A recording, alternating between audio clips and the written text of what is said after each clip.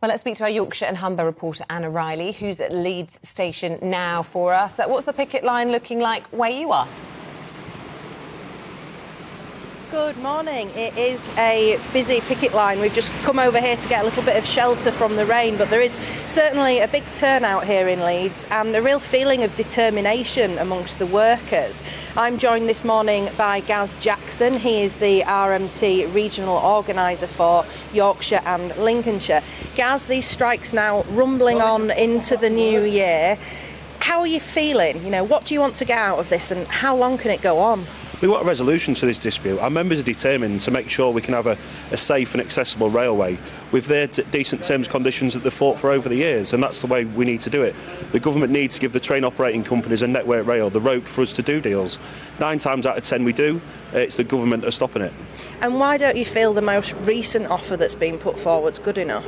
Because ultimately our members are into now the 4th year without a pay rise, and all the job security will give us 2 years worth of job security, and then everyone will be down the road. They want to close all the ticket offices and they want to remove guards off trains, and it's just not acceptable.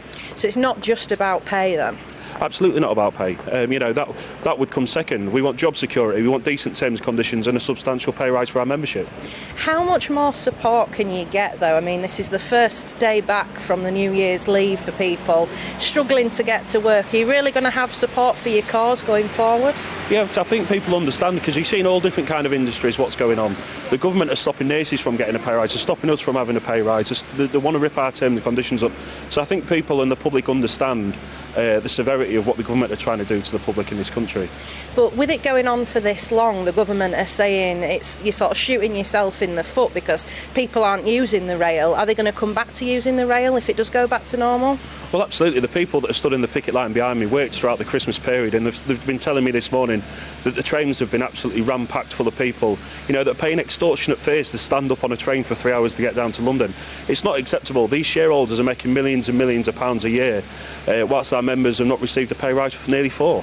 So for the moment you're resolute and you'll carry on until you get a deal that you think's acceptable? Yeah, absolutely. And what we'd ask is the DfT and the government to, unshackle the companies to allow the negotiations to go ahead, because with the things that they've put in place, the driver-only operation and the closure of all ticket offices, it's just not acceptable to the union or our membership.